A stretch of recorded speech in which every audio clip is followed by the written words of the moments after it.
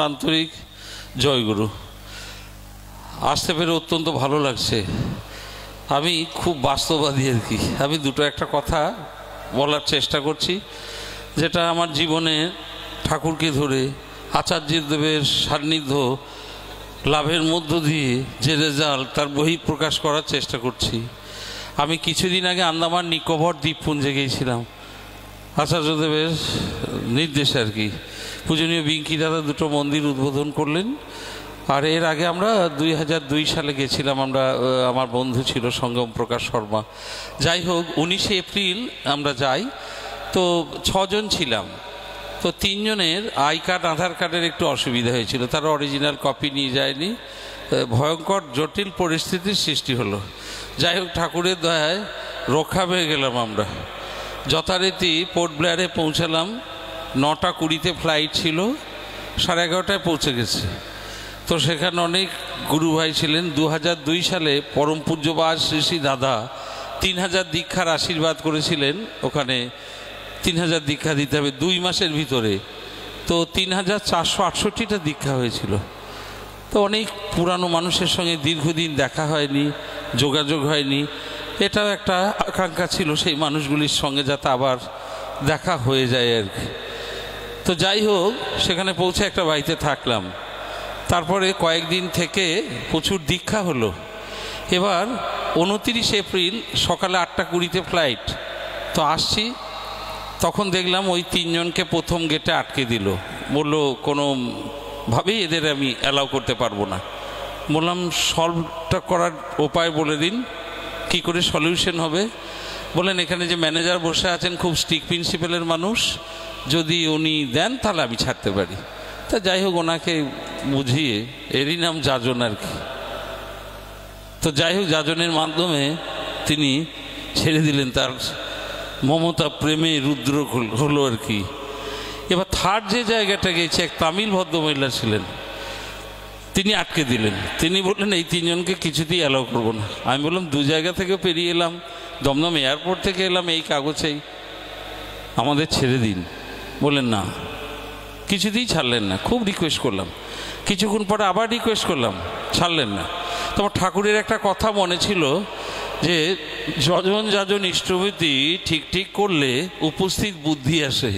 তাহলে আমার তো উপস্থিত বুদ্ধি আসলো না, এটা একদম সত্য বলছি।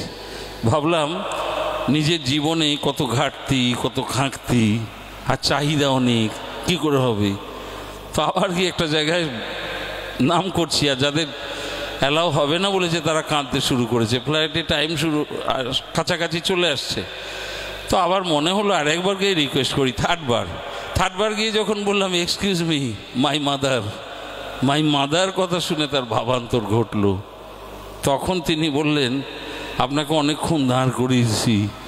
আসলে পহেলগাঁওতে যে সন্ত্রাসবাদ হামলায় 26 জনের প্রাণ গেছে, এটা আন্ডারটেকিং সেন্ট্রাল গভর্নমেন্ট, সেই জন্য আমাদের উপরে ভীষণ কড়াকড়ি, তাই আইনগত দিক থেকে বাধা হয়েছিল।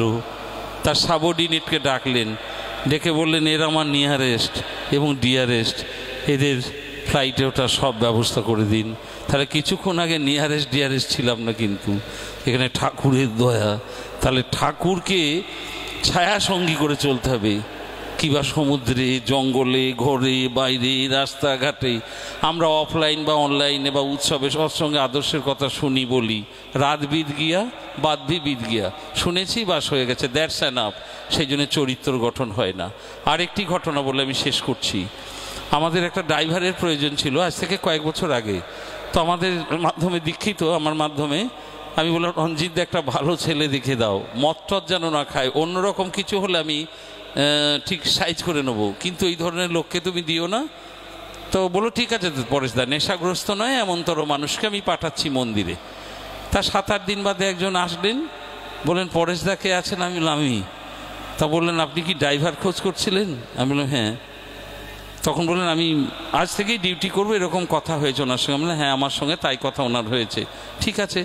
কাছাকাছি যখন এলেন, এত আকণ্ঠ পান করে এসেছেন, কাছে যখন বসেছেন মনে হলো আমার নেশা না হয়ে যায়, মানে এত খেয়ে এসছেন। ভাবছে আজ থেকে ডিউটি, সকালে খেয়ে যাই, সারাদিন তো খেতে পাবো না, রাত্রে কখন ফিরবো না ফিরবো, আকণ্ঠ পান করে এসেছেন। তো কিছু বলতে পারছি না। ঠাকুরের আদর্শের কথা মনে রেখে, যে হেমকবিকেও তো তিনি চেঞ্জ করেছিলেন, বিষ দিয়ে বিষক্ষয় করেছিলেন, দেখা যাক কি হয়। তারপরে তার দীক্ষা হলো সেই অবস্থাতে, এবং ডিউটি করতে লাগলো। যখন রাত্রির হচ্ছে আমার উপর রেগে যাচ্ছে, বলছে প্রথম দিনেই আমার ভালো লাগছে না পরেশদা, আমি এত ডিউটি করতে পারবো না। আমার উদ্দেশ্য ছিল যেখানে থেকে যায় যদি বন্ধ হয়ে যায় তাহলে মদ আর খেতে পারবে না। এরকম কয়েকদিন করতে করতে দেখলাম তীব্র রাগ, ভয়ঙ্কর আমার উপর রাগ। যে শ্রদ্ধায় প্রথম দেখেছিল আমাকে, সে শ্রদ্ধা তার ভিতরে আর গ্রো করছে না, কারণ সে রেগে যাচ্ছে খেতে পাচ্ছে না বলে। তখন বললাম তোমার বাড়ি তো আমি যাইনি গৌতম দা, ফোন নাম্বারটা যদি দাও তোমার স্ত্রীকে একটু ফোন করে দেখি। তখন আমি স্ত্রীকে ফোন করলাম, বললাম আপনার স্বামী কিন্তু এখানে ডিউটি করছে, যদি কিছুদিন বাড়ি না যায় আর যদি চেঞ্জ হয় আপনি তো জানেন। বলেন কুমারী জীবন থেকে বধূ জীবনে যখন এ বাড়িতে এসেছি আমি মারধর খেয়েছি, ভাতের থালা রাত্রে লাথি মেরে ছুঁড়ে ফেলে দেয়। জীবনের পরিবর্তন ওর আসছে না, ওর মা মারা গেছে ছেলেকে পরিবর্তন করতে পারেনি বলে, আমার 2 মেয়ে 1 ছেলে, সম্মান হারাচ্ছি। কিছু কারোর সঙ্গে একটু বনাবনি না হলে বলতো মাতালের ছেলে মেয়ে আর কত ভালো হবে, বলে এ কথা আমি আর পারছি না, আপনি রেখে দিন, আমার মাইনে না দিলেও চলবে, মানুষটার জীবনে যদি পরিবর্তন হয় আপনার প্রতি আমি চিরকৃতজ্ঞ থাকবো। এবার 8-10 দিন এরকম হচ্ছে, রাগ করছে, আমি দেখলাম ফর্মুলা চেঞ্জ করতে হবে। But what is that formula, বুঝতে পারছি না যে কী করব। তখন ভাবলাম যে কোথায় খায় জেনে নিই, সেটা জেনে নিলাম। বললাম গাড়িটা আমি দূরে রাখছি, আমি বসছি, তুমি যেখানে খাও খেয়ে এসো। বলে হ্যাঁ একটু 5 মিনিট সময় লাগবে। তখন খুব খুশি, খেয়ে এসে বলছে রাত্রির ভোর ডিউটি করলে আমার আর অসুবিধা নাই। ফর্মুলা কাজে লাগলো। এরকম কয়েকদিন করছি, করতে করতে একদিন আমাকে এসে বলছে তোমার সম্পর্কে দাদা অনেক বাজে কথা লোক বলছে, চায়ের দোকানে, রাস্তাঘাটে। বলে সাদা পোশাক পরে মানুষটা আসলে কি হবে, নিজে গাড়িতে বসে থাকে আর ড্রাইভারকে দিয়ে মদা নিয়ে খায়। বলে অত্যন্ত বাজে বাজে কথা বলছে। আমি তা বলুক, শ্রী ঠাকুর একবার যখন পাবনাতে ছিলেন, মহাত্মাজি যাচ্ছিলেন, বিশিষ্ট ব্যক্তিবর্গের সঙ্গে দেখা হয়েছিল। কিছু লোক খুব নিন্দা করছেন ঠাকুরের, কিছু লোক ভীষণ প্রশংসা করছেন। তা ঠাকুরকে গিয়ে যখন এ কথা বলা হলো, ঠাকুর বললেন প্রশংসা করছে কিনা বলতে পারি না, তবে যদি নিন্দা করে থাকে তাহলে পরম পিতার কাজ শুরু হয়েছে, এটা মনে ছিল। তখন বললাম ঠিক আছে তুমি এসো, চলো ডিউটি করো। এবার টাইমলি শুয়ে পড়ছি, ও খাচ্ছে আমার কাছে থাকছে। তারপরের দিন 10-12 দিন হয়ে গেছে, বললাম যে তুমি যাও আজকে একটু অল্প করে খেয়ে এসো। আমাকে বললো এই ছাই ভস্য খাবার আজ থেকে আর খাবো না, এখন সম্পূর্ণ নিরামিষ খায়, টোটাল চেঞ্জ। তাকে দেখে তার পরিবার, পারিপার্শ্বিক, এইটাই হলো সৎসঙ্গের উৎসব, অনুষ্ঠান, যা কিছু বলেন শুনে যাচ্ছি একই কথা, আসছি, ভিড় করছি, প্রসাদ নিচ্ছি, চলে যাচ্ছি, but there is no change. Change কি করে হবে? ঠাকুর বললেন তোমার চলন বলন এমন হবে, বিশ্বজগৎ চেয়ে রবে, তোমায় দেখে শুধায় যেন কি করলে এমন হবে। ভালো কথা বলে যাচ্ছি, একটু গাড়ি থেকেও ধাক্কা লাগালো, কিছু হলো, কিছুক্ষণ আগে আমার আয়নার কাজ ভেঙে গেল, তো ওরা রাগারাগি করছে। আমি বলে একটাও বলো না, যা ঘটে তার মধ্যে মঙ্গল আছে, প্রাণগুলো রক্ষা হয়ে গেছে। একটা পাশে বসেছিল, আমি সামনে বসার কথা, আমি বললাম আমি সামনে বসবো না, আমি পিছনে বসছি। শুরুতেই তার নাকের একটু কেটে গিয়ে রক্ত বার হলো, আবার ঠিক হয়ে গেল। সব কিছুতে মঙ্গল আছে। সেই জন্য আসুন, আজকে এই মহতী সৎসঙ্গে আসতে পেরে আমার তো অত্যন্ত ভালো লাগছে।